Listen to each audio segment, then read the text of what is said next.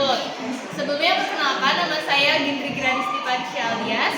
Nama saya Pakai Saidina Almaki. Nama saya Nomia Renda Syekrian. Nama saya Fatimah Nurfadilah. Di sini ada pernapasan perut. Di sini inspirasi, di sini ekspirasi. Sebelum mengenal lebih jauh, kita harus tahu apa itu pernapasan perut. Pernapasan perut yang sering disebut juga pernapasan diafragma, yaitu proses bernafas yang melibatkan otot diafragma sebagai penggerak utama. Saat bernafas, gerakan diafragma akan menyebabkan volume pada rongga dada membesar sehingga udara dapat masuk dan keluar dari paru-paru. Dan ada ciri-cirinya. Ciri-cirinya yaitu perut mengembang saat menarik nafas, perut mengempis saat menghembuskan nafas, dan nafas teratur dan lebih dalam. Kenapa ya disebut pernafasan perut? Karena gerakan diafragma mendorong organ perut sehingga organ perut dapat terlihat mengembang saat inspirasi. Nah, saat pernapasan perut, organ yang terlibat adalah yang pertama ada hidung. Fungsi hidung yaitu tempat menyaring, menghangatkan dan melemahkan udara. Yang kedua ada faring, yaitu tempat persimpangan antara saluran udara dan makanan.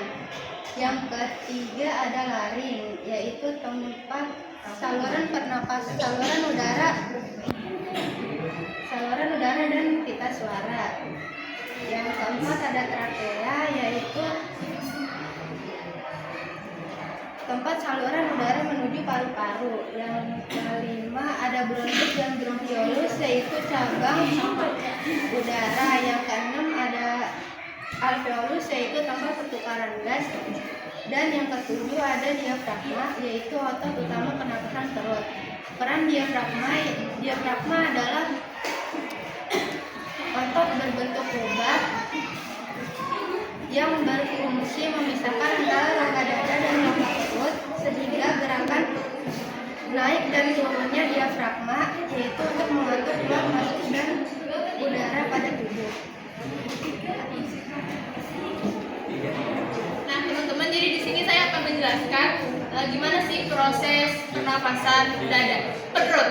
Ya, jadi proses pernapasan perut itu terbagi menjadi dua. Ada inspirasi dan juga ekspirasi. Ini adalah gambar inspirasi dan yang sebelah sini ada gambar ekspirasi. Nah, yang pertama pada proses inspirasi itu udara masuk melalui rongga hidung. Di rongga hidung ini nanti akan ada rambut-rambut halus serta lendir yang dihasilkan oleh sel goblet. Nantinya berfungsi untuk menyaring kotoran, benda asing ataupun partikel-partikel yang masuk bersama dengan udara. Lalu dari rongga hidung nanti akan ke faring. Di faring ini ada dua percabangan. Ada percabangan untuk makanan dan percabangan untuk pernafasan yang dibatasi oleh lob epiglotis. Lalu setelah dari faring itu nanti akan ke laring. Di laring ini terdapat kotak suara. Setelah dari laring akan ke trakea.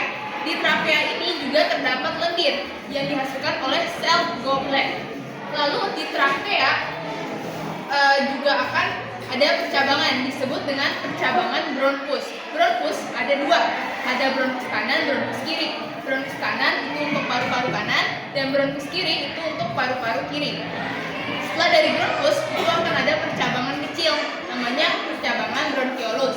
Setelah dari bronkiolus maka akan sampai di alveolus, tempat pertukaran oksigen dan juga karbon dioksida.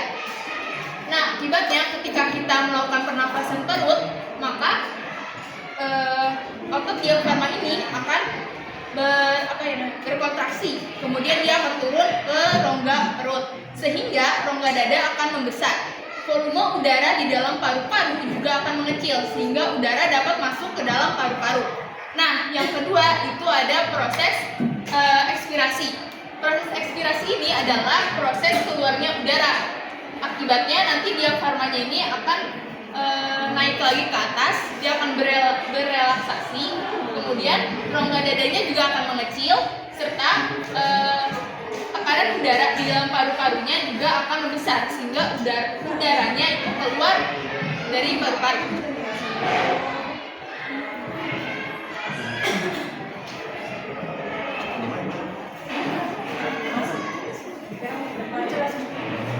Penyebabnya itu ada 3. Yang salah satunya itu infeksi paru-paru, yang kedua asma. Terus dampak gangguannya yaitu mudah lelah. Kesimpulannya, pernapasan perut itu lebih efisien dari pernapasan dada, karena pernapasan perut melibatkan diafragma secara maksimal. Pernapasan perut melibatkan diafragma agar mendapatkan oksigen dengan optimal dan menjaga kesehatan sistem pernapasan. Oke, sampai situ presentasi kelompok kami. Apakah ada yang ingin bertanya? Nanya dulu sih boleh. Apa perbedaan pernapasan perut dan pernapasan dada? Izin menjawab pertanyaan dari Lepi. Jadi perbedaannya itu terlihat ya. Pertama, kalau pernapasan dada itu dia itu akan mengembang di bagian dada, karena kan dia itu pernapasan dada. Nah, kalau pernapasan perut dia itu akan mengembangnya di perut, karena yang berkontraksi adalah otot diafragma. Seperti itu.